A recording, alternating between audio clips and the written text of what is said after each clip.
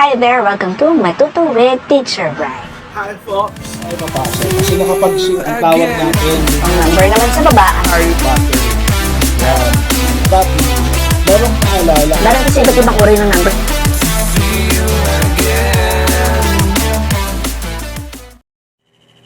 Hello, welcome to the second video on the examples of making a probability distribution table. So, in this video, meron tayong bagong experiment na sasagutin. And that is drawing cards from a deck and making a probability distribution table out of that. Okay. So, sa problem natin ngayon, so Marcy draws 2 cards from a deck containing the spade of 1, 2, 3, 4, and 5 simultaneously. Make a random probability distribution showing the sum of the 2 outcomes as its random variable. So, in statistics, we need to be very careful on the wordings that were used inside the problem. Kasi, it could give us a clue on how to make the tree diagram. So, katulad nito, so nag-draw ka ng 2 cards from a deck containing the spade of 1, 2, 3, 4, 5. Ibig sabihin, ng cards mo, 1 to 5 lang ng spades. At, sa pag-draw, pagkuha ng mga cards, yung dalawang cards na yun, simultaneous mo siya ginagawa. Pag sinabi mong simultaneous, pagkakuha mo ng isang card, hindi mo siya ibabalik doon. So, anong ibig sabihin nun? Halimbawa, 5 yung cards mo. Kinuha mo yung isa. 4 na lang yung choices mo for the second round. Okay?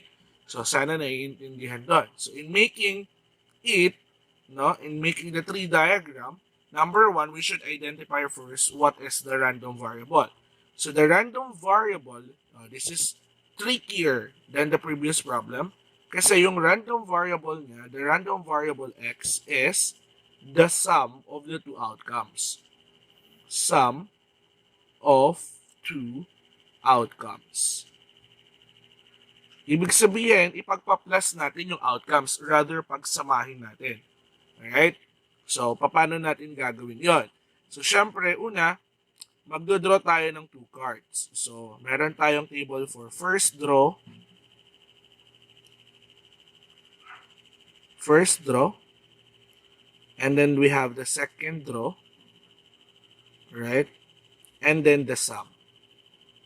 Kasi sum of 2 outcomes yung gagamitin natin. Right? So, we have, for example, 1. So, 5 yun. So, we have 1. Lakihan natin. And then we have 2. And then we have 3. And then we have 4. And then we have 5. Okay. Sa second draw natin, unlike the previous 3 diagrams that we've made, since simultaneous siya, ang matitira na lang sa second draw mo na choices ay 4 na lang. Kasi nakuha mo na yung 1 eh. Ano-ano na lang yung choices niya? Yung 2, yung 3, yung 4, at saka yung 5. Nakuha mo na yung 1 sa first draw eh. I hope you're getting the point ha. How about sa 2? Sa 2 naman, 4 na lang din. Pag 2 yung nakuha mo, so ang matitirang outcomes na lang, ano na lang? So pag tinanggal mo yung 2, 1, 3, 4, and 5 na lang. So 1, 3, 4, and 5. Okay? Next. So we have here 3. Halimbawa, nauna mong nakuha yung 3. So, ang matitira na lang ay 1, 2, 4, and 5. Okay? Halimbawa naman yung 4 ang nakuha mo na. Ang matitira na lang dyan ay, so we have 1, 2, 3, and 5. Last but not the least is 5. Okay? Pag si 5 naman ang huli mong nakuha, okay, ang unang mong nakuha, ang matitira lang sa'yo ay 1, 2, 3, and 4. Now, we will get the sum of each outcome. Okay? So, hindi natin sila pagsasamahin. Kasi, ang random variable natin ay sum of 2 outcomes. So, 1 plus 2 is 3. Okay? Then, 1 plus 3 is 4.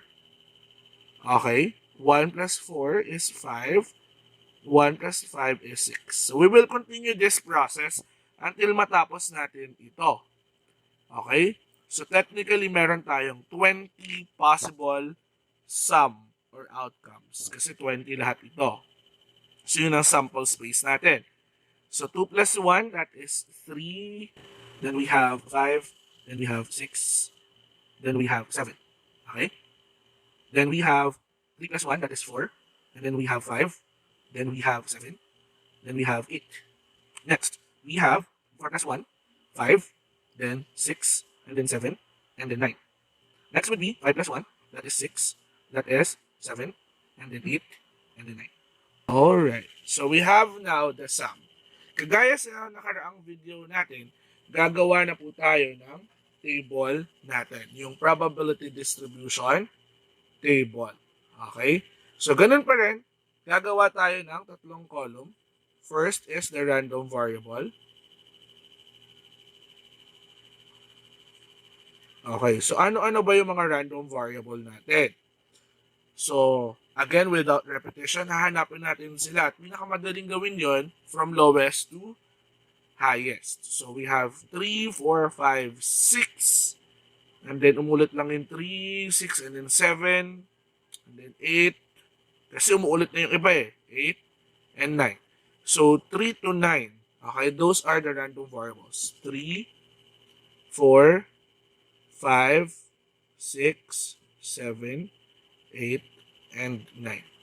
Now we get how many outcomes, no? How many repetition can we see from the random variables? So, ilang beses umulit si 3? Okay? So, we have 1, 2, so twice lang. Okay. So, twice lang. And then we have 4. Si 4 ay 1, 2, dalawa lang din. Okay. And then we have 5. Si 5 umulit ng 1, 2, 3, 4. So 4 times siya umulit. Then we have 6. Si 6, we have 1, 2, 3, 4. Okay, 4 times din. And then we have 7. Si 7, 1, 2, 3, 4. 4 times din.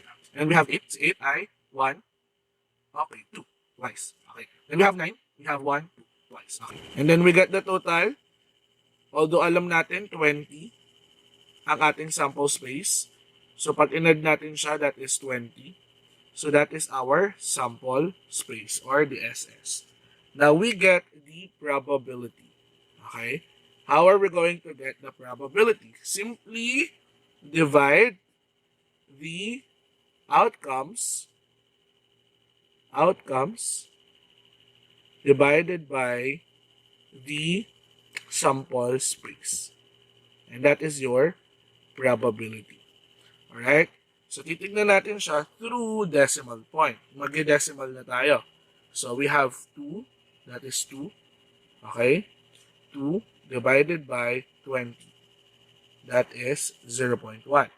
So, lalagay natin doon 0.1.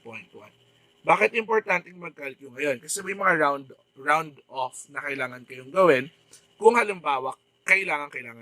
So, we have 2 here, 0.1. So, 2 din to. So, 0.1. And then we have 0.1 here. And then 4 divided by 20 would be 0.2. Right? So, this will be 0.2 and then 0.2. Right?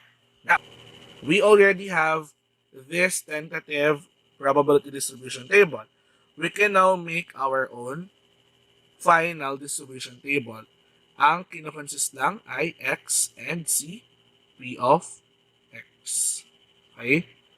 So, ang ating mga random variable ay 3, 4, 5, 6, 7, 8, and 9. Alright.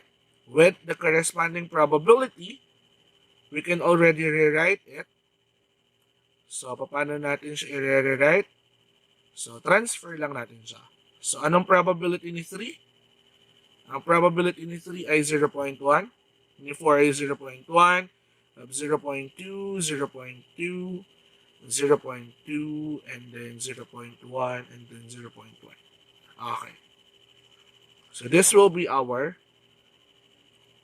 probability distribution table.